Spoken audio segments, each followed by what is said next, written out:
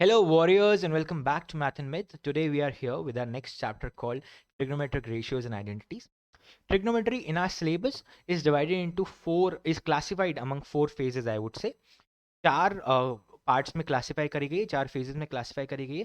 First one being the ratios and identities, जिनमें हम पढ़ेंगे कि किस तरह के डिफरेंट डिफरेंट रेशियोज होते हैं और उनसे रिलेटेड कैसी आइडेंटिटीज होती हैं ट्रिग्नोमेट्री में. सेकेंड, जब हमने रेशियोज पढ़ लिए तो उनको किस तरह से इक्वेशन में डाला जाता है या उनसे रिलेटेड इक्वेशंस के बारे में पढ़ेंगे. Third, solution of triangles or properties of triangle, how they are related to these trigonometric ratios. And in fourth, we'll learn about the inverse trigonometric ratios. जो हमने आज ratios पढ़े हैं, उनके inverse functions को पढ़ेंगे. और ये सारा syllabus जो है trigonometry को cover करता है बच्चे, और सारा का सारा जो syllabus है वो math and myth में cover होगा. ठीक है. सो बिफोर मूविंग फॉरवर्ड, अगर आपने अभी तक इस चैनल को सब्सक्राइब नहीं किया है या फिर इस चैनल पे आप नए हैं तो उस लाल बटन को जरूर दबाएं बच्चे, और बेल आइकन को दबाना ना भूलें. Also, I would say if you wish to talk to me about the subject, about you are not having a good motivation or something, you can reach out to me on this email address or Instagram handle at Jay Kriplani. And if we can talk about your problems over chat and we couldn't solve it, we can have a call as well. Okay, so we can consult it in between 4 to 6 p.m. in the daytime. And if you wish to see all my posts regarding IIT JEE, different competitive exams, you can follow me on Facebook, Twitter, and of course, subscribe to this channel on YouTube. Moving on, talking about this chapter, the chapter will contain today's class will actually contain the measures of the angle. How can we measure angle in different ways, basically कि कितने तरीके से हम major कर सकते हैं एक angle को. दूसरा, हम किस तरह के रेशियोज होते हैं और उसके बारे में पढ़ेंगे, और उनसे रिलेटेड फंडामेंटल जो आइडेंटिटीज होंगी उनके बारे में पढ़ेंगे. ठीक है, तो चलिए आगे बढ़ते हैं. फर्स्ट ऑफ ऑल, ट्रिग्नोमेट्री जो वर्ड आता है बच्चे, वो किससे आता है? वो हमारे पास आएगा दो वर्ड से, ट्रिगॉन और मेट्रॉन. ट्रिगॉन मीन्स द ट्राइंगल, ठीक है, और मेट्रॉन मीन्स द मेजरमेंट और मेजर. तो बेसिकली ट्रिग्नोमेट्री उस चीज से मैथ्स की वो ब्रांच है जो बेसिकली मेजरिंग ट्राइंगल्स के लिए, ट्राइंगल को मेजर करने के लिए डील करती है. मतलब कितनी साइड्स तो नहीं, कैसी साइड्स हैं, उनका एंगल्स के साथ क्या रिलेशन है, तो ट्रिग्नोमेट्री उसके साथ डील करती है. आपने ये पढ़ाई हुआ, बहुत बेसिक चीज़ है. ठीक है, इसमें कुछ ऐसी चीज़ नहीं है जो हमने नहीं पढ़ी हुई है. तो हमारे पास तीन तरह के ऐसे मेजरमेंट्स पॉसिबल हैं एंगल्स के, जिनसे हम एंगल्स को मेजर कर सकते हैं. First being the degree measurement, और उसको बोलते हैं सेक्साडेसिमल और English system of measurement of angles. ठीक है, जैसे मैंने लिख दिया 90 डिग्री, तो क्या करूंगा, 90 के ऊपर जो खोपड़ी पे एक छोटा सी जो है बिंदु बना दूंगा, गोल बना दूंगा, और वो मेरे पास रिप्रेजेंट करेगी 90 डिग्री को बच्चे. ठीक है, सिमिलरली मैंने अगर रेडियन में बात करनी है, ये होगा हमारे पास डिग्री में, ये होगा हमारे पास रेडियन में. ठीक है, this is called circular system. इसके बारे में हम आगे पढ़ेंगे. सपोज मेरे पास कुछ एंगल दिया हुआ है 30 रेडियन का, सॉरी 30 रेडियन तो बहुत ज्यादा हो जाएगा, 3 रेडियन बोल देते हैं, 3 रेडियन का. तो उसको 3 के ऊपर हमारे पास सी से डिनोट करने के लिए हम रेडियन को सी से डिनोट कर सकते हैं. थर्ड क्या हो जाएगा बच्चे, ग्रेड सिस्टम हो जाएगा. ठीक है, उसको हम क्या बोलते हैं, सेंटीसेसिमल और फ्रेंच सिस्टम. ठीक है, ये क्यों इजाद किया गया जब हमारे पास दो ऑलरेडी थे, उसके बारे में भी हम आगे बात करेंगे. इसको बोलते हैं हम ग्रेड सिस्टम. अगर आप मेरी वजह से नहीं देख पा रहे हैं तो I will just write it here as well. This is called grade system, this is radian system, and this will be our degree system. ठीक है, ओके एवरीवन, चलो मूविंग ऑन. अब पहला जो हमने देखा कि डिग्री सिस्टम क्या होता है वो देख लेते हैं. सपोज मेरे पास एक राइट एंगल ट्राइंगल है. इस राइट एंगल ट्राइंगल को अगर मैं 90 इक्वल पार्ट्स में डालूंगा, 90 इक्वल पार्ट्स में कट करूंगा इस राइट एंगल ट्राइंगल को, तो अब मुझे पता है इस राइट एंगल ट्राइंगल का मेजर क्या होता है, 90 डिग्री. इसको मैं अगर 90 इक्वल पार्ट्स में डिवाइड करूंगा तो मेरे पास क्या आ जाएगा, 1 डिग्री. तो अगर एक राइट एंगल ट्राइंगल को 90 इक्वल पार्ट्स में डिवाइड किया जाए तो जो मेजर एक एंगल का होगा, वो बच्चे मेरे पास हो जाएगा 1 डिग्री. ठीक है, 1 डिग्री को मैं फर्दर क्लासिफाई कर सकता हूँ या फर्दर डिवाइड कर सकता हूँ इसमें 60 मिनट्स में, और 1 मिनट हमें पता ही है कि 60 सेकेंड्स का होता है. ठीक है, यहाँ तक बहुत ही बेसिक चीज़ है, आपको इसमें कोई परेशानी नहीं आनी चाहिए. फिर भी अगर कोई परेशानी आती है तो आप आराम से इसको वापस से देख सकते हैं. That one right angle is being basically is of 90 degrees, right? So if one right angle is divided into 90 equal parts, it will give us 1 degree measurement of each angle. Okay, 1 degree is basically 60 minutes and 1 minute we all know as 60 seconds. Moving on, सेंटीसेसिमल और French system, हमने अभी circular system को skip नहीं किया बच्चे, वो भी पढ़ेंगे, पर मैं आपको एक रिलेशन समझाना चाहता हूँ। देखो यहाँ पे भी जो है एक राइट एंगल है, उस राइट एंगल को अगर मैं 100 इक्वल पार्ट्स में डिवाइड कर दूं, if I divide the one right angle into 100 equal parts, we'll have a single measure as 1 grade. ठीक है ना, इसमें क्या करेंगे बच्चे, 1 के ऊपर खोपड़ी पे जी लगा देंगे छोटा वाला, उसको हम बोलेंगे 1 grade, that is called one right angle is of 100 grades. ठीक है, तो अगर 100 इक्वल पार्ट्स में डिवाइड किया तो एक एंगल का मेजर कितना होगा, 1 ग्रेड होगा बच्चे। ठीक है, अच्छा, अब ये जरूरत क्यों पड़ी, एक ग्रेड जो है वो 100 मिनट के बराबर होता है और एक मिनट जो है वो 100 सेकेंड के बराबर होता है इसमें।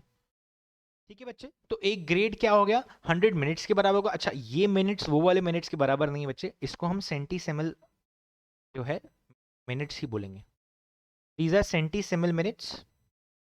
ठीक है, क्योंकि एक मिनट में 100 सेकंड तो बिल्कुल नहीं हो सकते बच्चे। ठीक है ना, इसको हम क्या बोलते हैं, सेंटीसिमल, सॉरी, सेंटीसिमल सेकेंड्स एज वेल। तो ये अलग यूनिट है बच्चे, ये टाइम वाली यूनिट नहीं है, मिनट वाली हमने पिछली बार देख ली, ये सेक्साडेसिमल में आई थी, ये हमारे पास सेंटीसिमल है। सेंटीसिमल में हम क्या बात करते हैं, सेंटीसिमल मिनट्स और सेंटीसिमल सेकंड्स की बात करते हैं बच्चे। ठीक है, तो एक ग्रेड में 100 सेंटीसिमल मिनट्स होते हैं और एक सेंटीसिमल मिनट में 100 सेंटीसिमल सेकंड्स होते हैं बच्चे। ठीक है, ये ध्यान रखने वाली बात है, ये मिनट और ये मिनट एक जैसे नहीं है, ये याद रखना बच्चे, ये मिनट, ये वाला मिनट और ये वाला मिनट एक जैसा नहीं है। ओके एवरीवन, ठीक है, बात समझ में आ गई। अब हम चलते हैं सर्कुलर सिस्टम की तरफ। अब क्योंकि उसने बोला है सर्कुलर सिस्टम, तो उसमें सर्कल तो इन्वॉल्व होगा ही सही बच्चे। तो अगर एक पूरा सर्कल है, इसका मेजर कैसे करते हैं, एक रेडियन जो होता है बच्चे, एक रेडियन, सपोज मैंने यहाँ पे सी से डिनोट कर देता हूँ रेडियन को, वो क्या होगा, आर्क लेंथ जो होती है, आर्क लेंथ जो होती है, आर्क लेंथ जो होती है वो डिवाइड करते हैं हम रेडियस ऑफ द सर्कल से, रेडियस ऑफ द सर्कल से। अब सपोज एक आर्क लेंथ मैंने रेडियस के बराबर ही डाल दी, रेडियस के बराबर ही डाल दी, तो आर्क लेंथ क्या आ जाएगी, आर आ जाएगी, और यहां पर रेडियस ऑफ द सर्कल भी आर है, तो इसका मतलब यहां पर जो रेडियन बनेगा वो 1 रेडियन के बराबर होगा, वो 1 रेडियन के बराबर होगा बच्चे। ठीक है, तो मेजरमेंट ऑफ 1 रेडियन किसके कैसे आता है, मेजरमेंट ऑफ 1 रेडियन आता है आर्क लेंथ अपॉन रेडियस से। ठीक है, आर्क लेंथ अपॉन रेडियस से, आर्क लेंथ क्या होती है, ये जो बन रहा है ना, आर्क बन रहा है, इसकी लेंथ जो है वो बताती है। अच्छे से बना देता हूँ, बात समझ में आई बच्चे। This is the arc length. If this is equals to r and we divide it by the radius r, we'll give the answer as 1 radian. Okay, बात समझ में आ गई बच्चे। So this will denote the angle in radian system as well. अब सोचो, ये पूरा का पूरा, सपोज ये पूरा का पूरा सर्कल है हमारे पास, ठीक है ना, ये हमारे पास सेंटर आ गया, ये पूरा का पूरा सर्कमफेरेंस क्या आता है, मतलब मैंने यहाँ से इसको आर बना दिया और यहाँ से यूं घुमा के पूरा का पूरा आर्क ले लिया, तो ये पूरा का पूरा आर्क क्या होता है, 2 पाई आर। ठीक है ना, और मैं डिवाइड कर रहा हूँ इसको आर रेडियस से, तो क्या बन गया, 2 पाई। 2 पाई क्या बन गया भाई, 2 पाई रेडियन है ये। ठीक है ना, 2 पाई रेडियन है, 2 पाई रेडियन।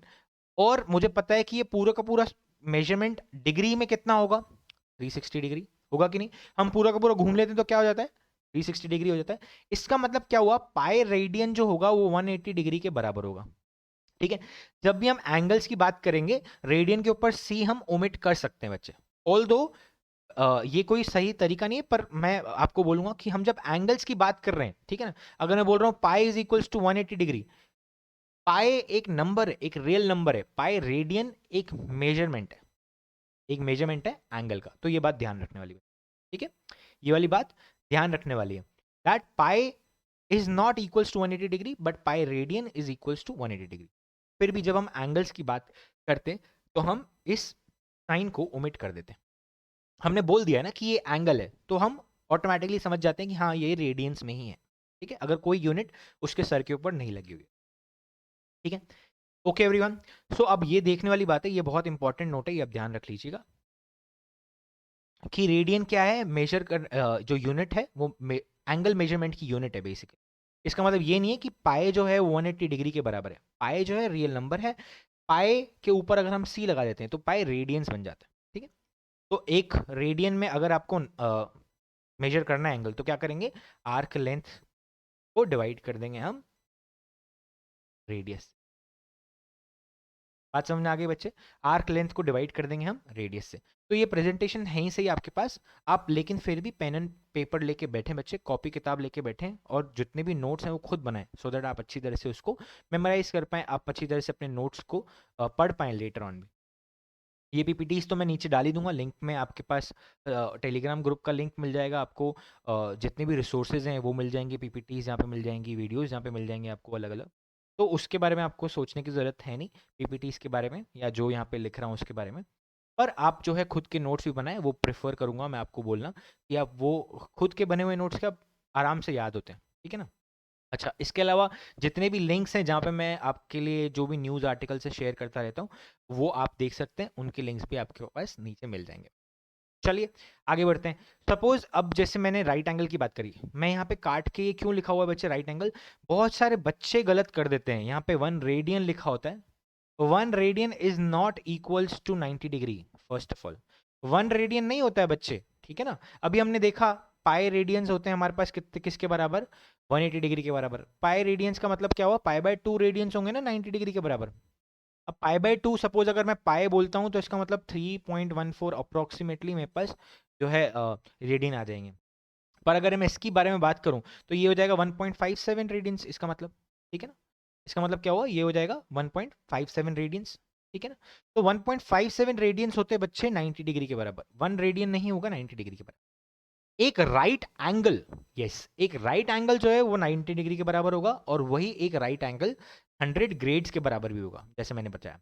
अच्छा, ग्रेड्स की जरूरत क्यों पड़ी बच्चे हमें, देखो किसी भी चीज को 60 से डिवाइड करना इजी है, 100 से डिवाइड करना इजी है, या अगर मैं बोलूं 40/60 और 40/100 क्या होगा इजी। 40/100 में आपको पता है कि हाँ 0.4 आंसर आ जाएगा, जट से आंसर आ जाएगा। तब इसलिए जाके ग्रेड्स की जो है उन्होंने बोलते हैं ना ग्रेड्स जो है उन्होंने इजाद किए, कि एक डिग्री में और एक ग्रेड को अगर हम कंपेयर करें, एक यूनिट ऑफ डिग्री को कंपेयर करें किससे, एक यूनिट ऑफ ग्रेड से, तो बड़ी क्या होगी बच्चे, अगर मैं एक डिग्री और एक ग्रेड की बात करूं। अब देखो समझने वाली बात ये है कि एक डिग्री में हमारे पास 1 पॉइंट समथिंग ग्रेड आ रहा है कि नहीं, यहाँ पे देखो ये क्या है, 10/9, तो मतलब 1 पॉइंट समथिंग आएगा ही सही, ठीक है ना। 1.1 1.111 ऐसा कुछ ग्रेड आएगा, और उसके बाद क्या होगा हमारे पास एक डिग्री में कुछ ज्यादा ग्रेड्स हैं, तो बड़ा क्या हुआ, एक डिग्री बड़ी हुई। जब भी हम एक यूनिट ऑफ डिग्री और एक यूनिट ऑफ ग्रेड को कंपेयर करेंगे तो हमेशा ये याद रखना बच्चे, एक डिग्री हमेशा बड़ी होगी। अच्छा, और अब इसमें तो देख ही सकते हो, तो मैं बता ही दिया, एक डिग्री क्या है, पाई की वैल्यू क्या होती है, 3.17 रेडियन, ठीक है ना। 1.57 रेडियन में 90 डिग्रीज आ रही हैं। तो अगर मैं कंपेयर करना चाहूँ, अगर मेरे पास जो एक डिग्री, एक रेडियन, एक डिग्री और एक ग्रेड, को सबसे बड़ी चीज़ क्या हो जाएगी, एक रेडियन हो जाएगी बच्चे। क्यों, क्योंकि पाई रेडियंस में तो क्या आ रहा है, 3.14 रेडियंस आ रहे हैं, और ये किसके बराबर होते हैं, 180 डिग्री के बराबर होते हैं, ठीक है ना। ये 180 डिग्री के बराबर होते हैं, और पाई/2 रेडियन क्या हो जाएगा, 1.57 अप्रोक्सीमेटली रेडियंस होंगे, और वो 90 डिग्री के बराबर होंगे। तो मतलब 90 डिग्रीज बन के एक रेडियन, मतलब कुछ एक रेडियन कुछ बना रही है कि नहीं, 1.57 रेडियंस बनाइए। तो तुम समझ रहे हो ना, एक रेडियन एक बहुत बड़ी क्वांटिटी होगी जिसमें बहुत सारे 57.16 minutes, sorry 57 degree 16 minutes 22 seconds हो सकते हैं, ठीक है ना। तो ये ध्यान देने वाली बात है। तो ये यूनिट जो है आपको याद रखनी चाहिए, ठीक है। ये जो है आपको याद रखना चाहिए कि एक रेडियन में कितनी डिग्रीज होंगी, 57 डिग्री 16 मिनट 22 सेकेंड्स। मैंने जैसे बोला ही था बच्चे, आप अगर डिग्रीज को ग्रेड्स के साथ कंपेयर कर रहे हैं तो कर सकते हैं।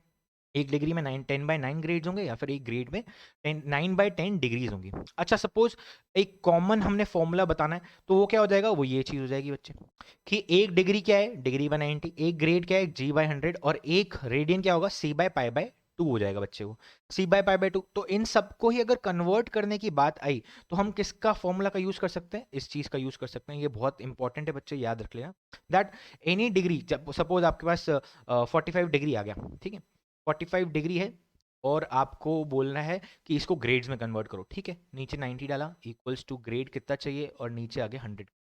तो यहाँ पे क्या आएगा, ग्रेड्स में यूनिट आएगी, और यहाँ पे हमारे पास मतलब क्या हो गया कि वो ये 45 डिग्री 50 ग्रेड्स के बराबर होते हैं।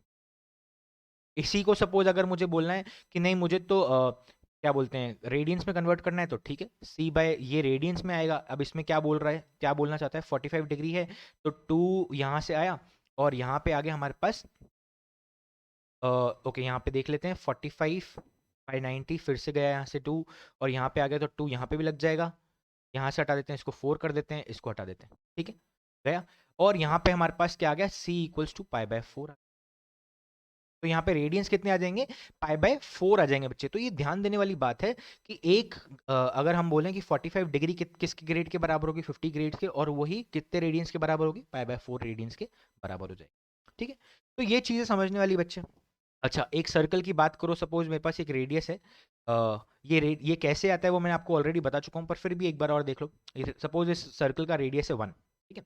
इस सर्कल का रेडियस अगर 1 हो गया है तो इसका मुझे बताओ सर्कमफेरेंस कितना हो जाएगा, 2πr।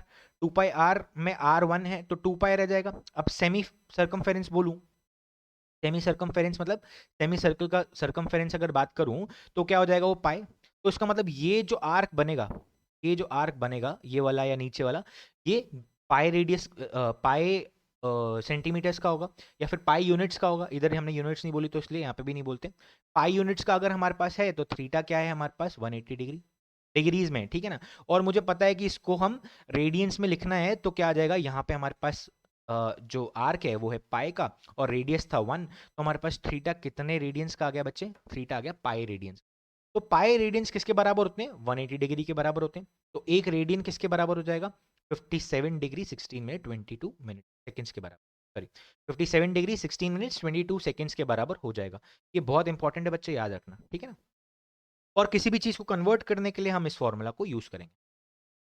तीनों चीजों को अगर कंपेयर करूं तो 90 डिग्री किसके बराबर हो रही है, π/2 रेडियंस के बराबर हो रही है, 100 ग्रेड्स के बराबर हो रही है। तो एक डिग्री हमेशा एक ग्रेड से बड़ी होगी और एक रेडियन एक डिग्री से बड़ा होगा। तो सबसे बड़ी यूनिट अगर हम कंपेयर करें, जो हमारा कीपिंग यूनिट है, स्मॉलेस्ट कीपिंग यूनिट है, वो क्या है, एक रेडियन एक डिग्री और एक ग्रेड को। तो सबसे बड़ी चीज क्या होगी, एक रेडियन होगी बच्चे, फिर उसके बाद एक डिग्री उससे छोटी होगी और एक ग्रेड सबसे छोटी क्वांटिटी होगी बच्चे।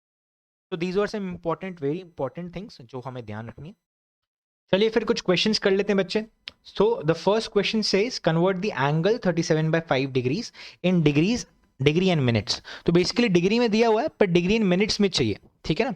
तो क्या करेंगे इसको आराम से, कुछ भी नहीं, दिक्कत ही नहीं है। मुझे पता है 37/5 एक डिग्री में कितने मिनट्स होते हैं, पहले वो कर लेते हैं। तो हम पहले इसको मिनट्स में कन्वर्ट कर लेंगे, ठीक है। सिर्फ कैलकुलेशन है, इसके अलावा कुछ भी नहीं है। टोटल क्या आ जाएगा हमारे पास, 37 इंटू 12 मिनट्स, ठीक है। ये आ जाएगा हमारे पास कुछ 4 मतलब हाँ ये लीजिए 444 मिनट्स के बराबर आ गया। तो टोटल हमारे पास 444 मिनट्स हैं। अब क्या करना है, अब मुझे डिग्री में इसको वापस कन्वर्ट करना है पर मिनट्स को अलग निकाल के। तो आपको क्या करना है, 60 का क्लोजेस्ट मल्टीपल निकालना है। 60 का क्लोजेस्ट मल्टीपल इसको यहाँ से कैसे निकल जाएगा, यहाँ पे आ जाएगा 420 + 24 बोल सकता हूँ, बिल्कुल बोल सकता हूँ। तो ये क्या करना है, डिवाइड बाय 60 करेंगे इसको डिग्रीज में डिग्रीज में कन्वर्ट करने के लिए। तो ये तो क्या हो जाएंगी 7 डिग्रीज + 24 मिनट्स, ठीक है।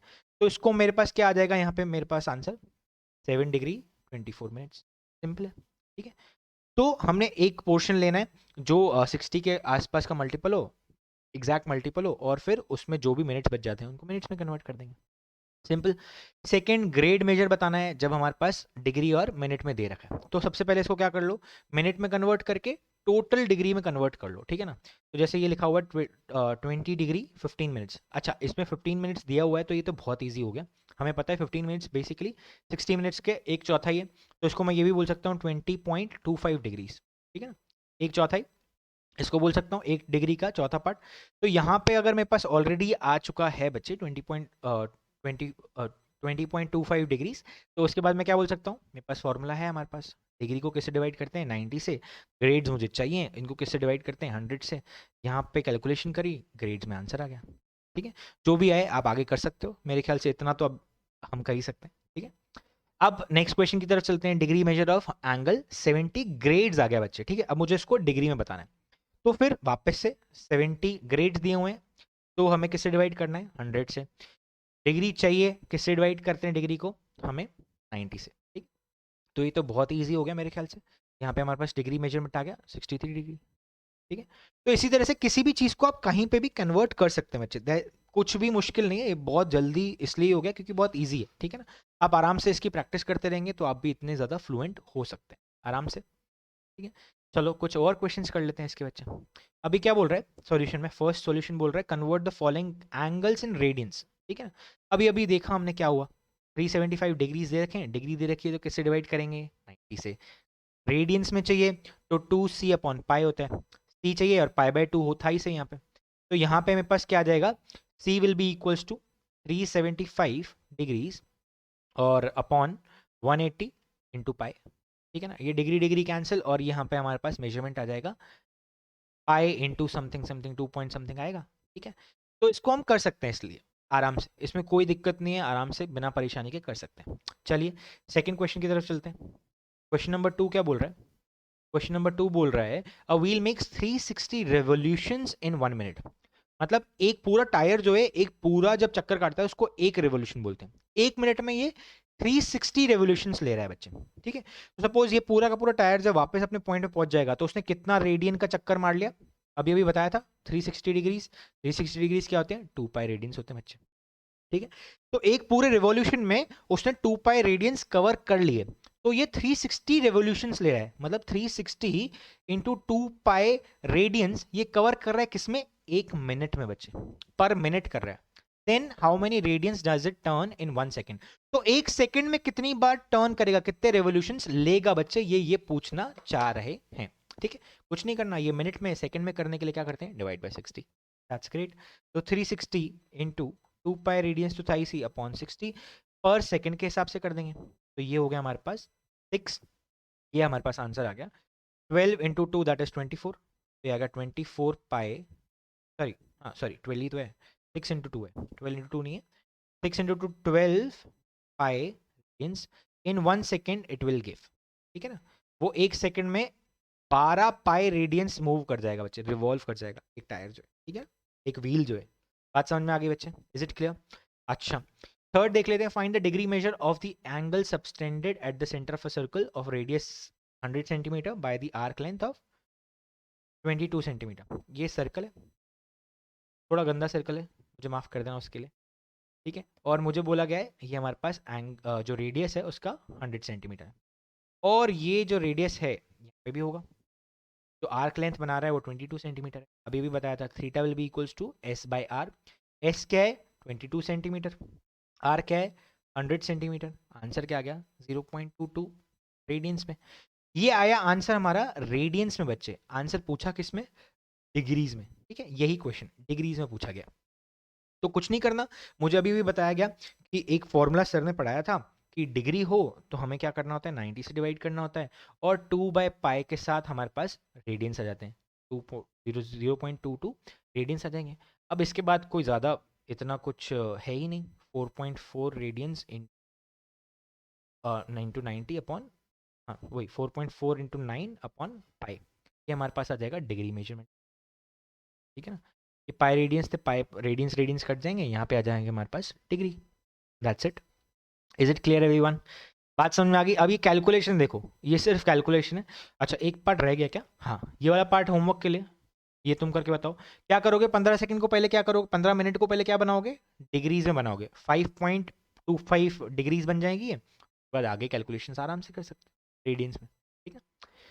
चलिए अब हम थोड़े ट्राइंगल्स के बारे में बात कर लेते हैं बच्चे, हम रेशियोज के बारे में बात करने वाले हैं, क्योंकि ये एक राइट एंगल ट्राइंगल है। जब तक ये चीज़ बनी ना हो ना तब तक बोलना नहीं चाहिए कि एक राइट एंगल ट्राइंगल है, चाहे कितना ही अच्छा तरीके से ये बना गया हो, पर जब तक आपको मेंशन ना हो कि ये एंगल यहाँ पे स्पेसिफाइड ना हो कि ये राइट एंगल है, तब तक आप ड्राइंग के माध्यम से ये नहीं बताएंगे कि ये राइट एंगल ट्राइंगल है बच्चे, ठीक है। दूसरी चीज, जहां पे एंगल होता है, जहां पे एंगल रेस्टेड होता है, उस साइड के बेसिस पर हम बेस परपेंडिकुलर डिसाइड करते हैं। जो लॉन्गेस्ट साइड होगी राइट एंगल की वो हमेशा हाइपोटेनस कहलाएगी, ये हमेशा और हमेशा हाइपोटेनस ही होगी बच्चे, ये हमेशा और हमेशा हाइपोटेनस ही होगी। बात समझ में आ गई। पर जहां पर एंगल बेस्ड है, जिस साइड पर बेस्ड है उसको हम बेस बोलेंगे, ठीक है। और जो उसके ऑपोजिट वाली साइड होगी उसको हम परपेंडिकुलर बोलेंगे, तो हम परपेंडिकुलर बोलेंगे बच्चे। बात समझ में आ गई, उसको हम परपेंडिकुलर बोलेंगे। Is it clear. For example अगर मैं इस चीज को बोलता हूं, कि ये हमारे पास ये वाला एंगल है सपोज, तो इसके सामने वाली साइड हो जाएगी परपेंडिकुलर, ठीक है, और ये क्योंकि रेस्टेड है इस पर, तो ये हो जाएगा। Is it clear everyone? तो जिस पर एंगल है जिस साइड पर, उसके बेसिस पे हम बेस और परपेंडिकुलर डिसाइड करते हैं, ना ही अकॉर्डिंग टू द क्या बोलते हैं जैसे ये ऐसे ट्रायंगल पड़ा हुआ है तो हमने ऐसे मुंह बंद कर आंख बंद करके ऐसे नहीं कर देना कि इसको परपेंडिकुलर ही बोलेंगे। देखेंगे कौन से एंगल के बारे में बात करी गई है। ऑल्दो हाइपोटेनस हमेशा हाइपोटेनस ही रहेगी, हाइपोटेनस हमेशा राइट एंगल के जो अपोजिट साइड है उसको हम हाइपोटेनस बोलेंगे, and it will be the longest side possible. तो फंडामेंटल ट्रिग्नोमेट्रिक रेशियोज क्या क्या होंगे वो देख लेते हैं बच्चे। फंडामेंटल ट्रिग्नोमेट्रिक रेशियोज जो होते हैं, मैं आपको ये चीज बताता हूँ, 6 तरीके के हैं हमारे पास, ठीक है। साइन होगा, कोसाइन होगा। कोसाइन क्यों है ये? कॉम्प्लीमेंट्री ऑफ साइन, कॉम्प्लीमेंट्री किस कॉम्प्लीमेंट्री एंगल्स होते हैं, बस इसकी वजह से ही कॉम्प्लीमेंट्री ऑफ साइन। उसके बाद इन दोनों से ही बनता है टेंजेंट, जिसको हम टैन बोलते हैं। उसके बाद होता है को टेंजेंट, कॉम्प्लीमेंट्री ऑफ टेंजेंट। उसके बाद हो जाएगा हमारे पास सीकेंट, जिसको हम सैक बोलते हैं। और उसके बाद हो जाएगा हमारे पास कोसिकेंट, कॉम्प्लीमेंट्री ऑफ सीकेंट, ठीक है। ये सारे एंगल्स, ये सारे ट्रिग्नोमेट्रिक रेशियोज हैं जिनको हम आगे फॉलो करने वाले हैं, जिनसे हम अलग अलग आइडेंटिटीज भी बनाने वाले हैं और अप्लाई करने वाले हैं। तो बेसिकली एक ट्राइंगल जैसे अभी हमने देखा, ये ट्राइंगल में कितनी, अगर हम साइड्स को लेकर कुछ दो साइड्स को लेकर कुछ एंगल्स बनाएं या फिर उनके रेशियोज को देखें, जैसे P बाय बी हो गया, P बाय एच हो गया, P बाय एच हो गया, B बाय P हो गया, H बाय बी हो गया, H बाय P हो गया, इस तरह के कितने परम्यूटेशंस कॉम्बिनेशंस बन सकते हैं वो देख लेते हैं।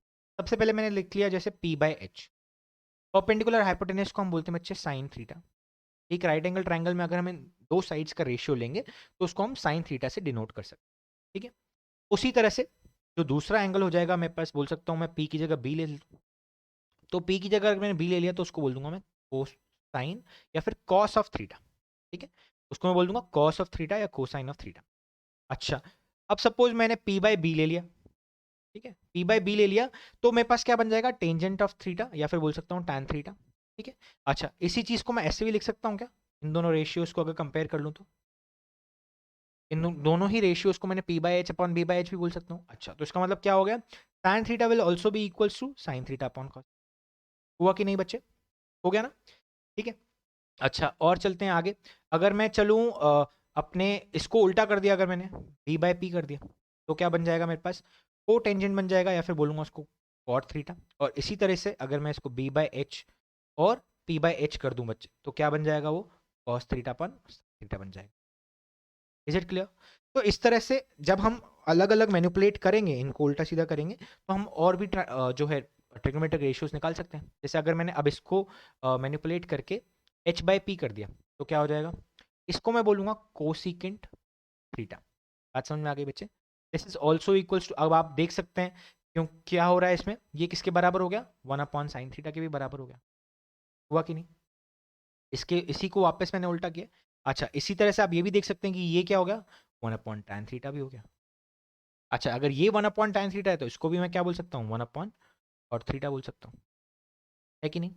Similarly, if I go with the sixth and the last trigonometric ratio, it is called h by b, and it will be equals to secant of theta, or I can say 1/cos theta. Is it clear everyone? तो इस तरह से दो sides को अगर मैं ले लूं और अलग अलग रेशियोज में उनको देखूं, तो ट्रिग्नोमेट्रिक रेशियोज मेरे फॉर्म हो रहे हैं, ये मैं देख सकता हूं, ठीक है। और ये किस तरह से एक दूसरे से रिलेटेड है वो भी मैंने देख लिया। टैन को हम साइन बाय कॉस बोल सकते हैं, कॉट को हम कॉस बाय साइन बोल सकते हैं, टैन को हम 1/कॉट बोल सकते हैं, कॉट को हम 1/टैन बोल सकते हैं, कॉसैक को हम 1/साइन बोल सकते हैं, साइन को हम 1/कॉसैक बोल सकते हैं, एक्सेट्रा एक्सेट्रा एक्सेट्रा, ठीक है। इस तरह के मैनिपुलेशंस हम कर सकते हैं इन छह ही ट्रिग्नोमेट्रिक रेशियोज, ठीक है। This being 1 2 3 4 5 and 6. Is it clear everyone? ठीक है। अब हम कुछ कोऑर्डिनेट्स की बात करेंगे।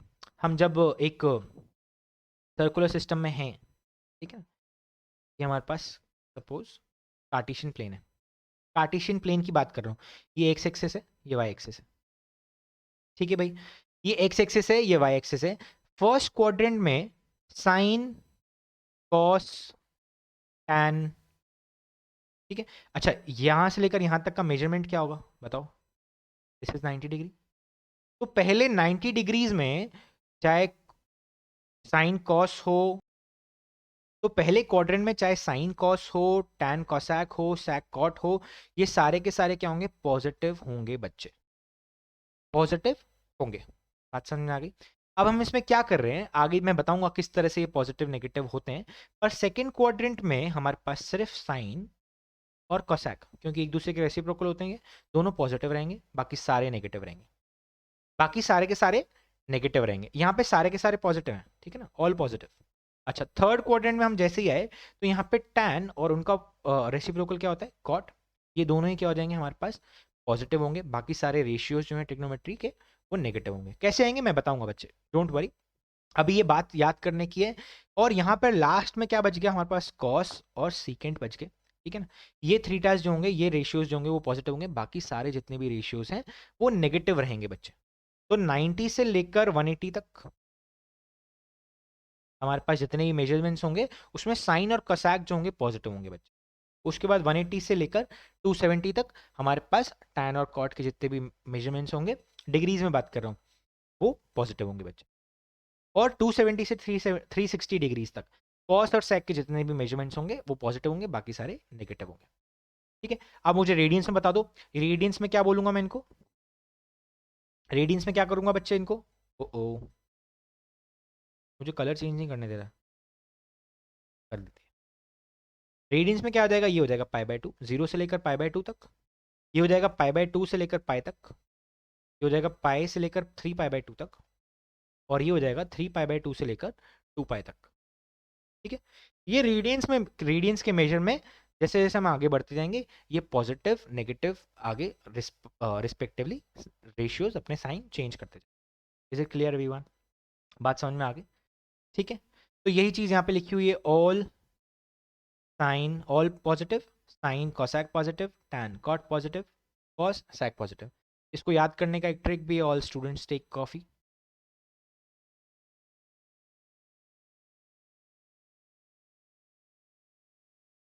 यहाँ पे ये सी है, यहाँ पे ये है।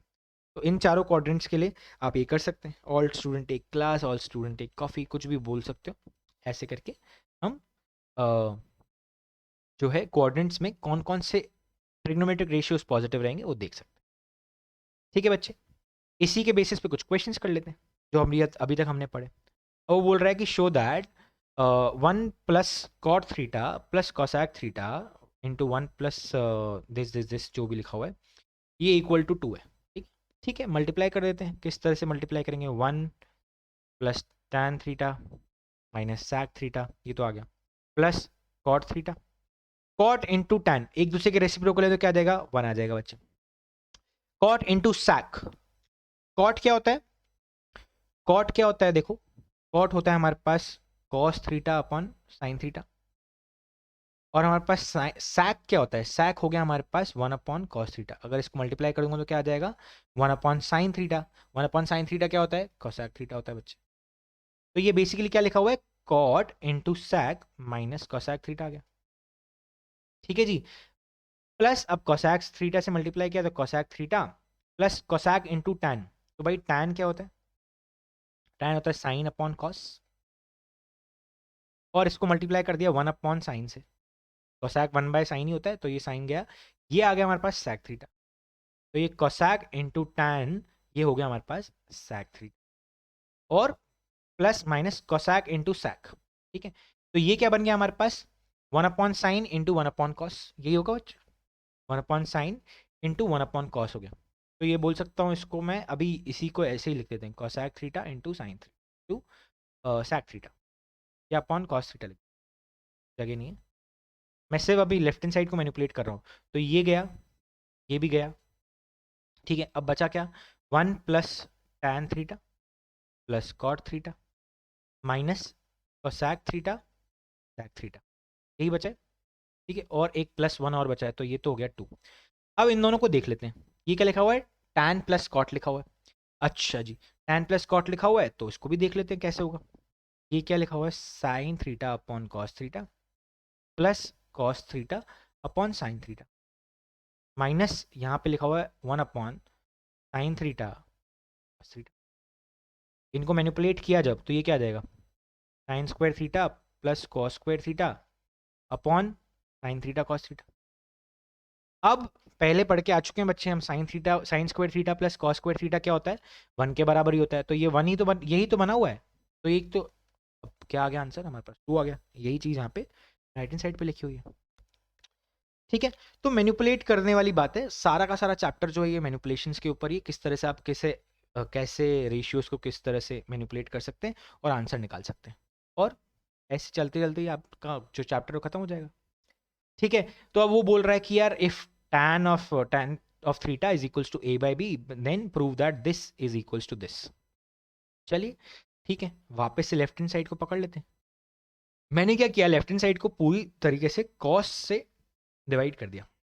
cos थीटा से क्या बन गया, a tan थीटा बन गया, as B upon a tan theta plus b बन गया। ठीक है ना, sin theta upon cos theta क्या हो गया, tan थीटा बन गया, cos थीटा डिवाइड हो गए। अब tan थीटा को क्या लिखा हुआ है, a बाई बी लिखा हुआ है, तो a into A by B minus B. अब तो आप समझ ही गए होंगे, a into A by B. तो ये अब मैंने जैसे ही इसका एलसीएम ले लिया तो ये क्या बन जाएगा, A square minus B square upon that is nothing but the RHS, hence proved. ठीक है, moving on to next question. बहुत इजी है, बहुत इजी है, देखो कुछ नहीं किया मैंने, सिर्फ मैनिपुलेशंस करी। ठीक है ना, डिवाइड बाय कॉस थीटा कर दिया और कुछ भी नहीं किया। ठीक है, चलिए आगे बढ़ते हैं। 2 sin to the power 6 theta plus cos to the power 6 theta minus 3 into sin to the power 4 theta plus cos to the power 4 theta is equals to। अब ये कोई न्यूमेरिकल आंसर में बात करी है, चलिए आगे बढ़ जाते हैं। दूसरा वाला क्वेश्चन भी इसी तरीके का है। ठीक है, तो ये वाला होमवर्क के लिए दे देता हूँ, आप करके आएंगे, इसका आंसर बताएंगे क्या आने वाला है, और ये वाला मैं करके दिखा। ठीक है, तो ये क्या बोल रहा है, अच्छा तो मुझे आइडेंटिटीज पता है, A cube plus B cube को क्या बोल सकते हैं, A plus B into A square plus B square minus A B, ये बोलते हैं, sorry A square plus B square minus A B बोलते हैं। ठीक है, उसी तरह से A square plus B square को क्या बोल सकता हूँ मैं, चलो इसको आगे देख लेंगे, कोई दिक्कत नहीं है, ए स्क्वायर प्लस बी स्क्वायर को तो ये कट ही जाएंगे, कोई दिक्कत नहीं। ठीक है, चलो आगे बढ़ते हैं। इस चीज को क्या मैं लिख सकता हूँ, साइन स्क्वायर थीटा का whole cube plus cos square theta का होल क्यूब, लिख सकते हैं, बोलेंगे हाँ बिल्कुल लिख सकते हैं। तो इसको इस तरह से ओपन कर लेते हैं, ये क्या बन गया, 2 इंटू ए प्लस बी क्या आ गया, sine square theta plus cos square theta. ठीक है, अब ये तो 1 ही होता है, अभी अभी हम देख के आए हैं, इंटू ए स्क्वायर मतलब साइन स्क्वायर का square sine power 4 theta plus cos power 4 theta minus sign square theta cos square. Is it clear. ठीक है, ये 1 ही है, इसको मैं कुछ निकाल के रख भी सकता हूँ, कोई दिक्कत नहीं है।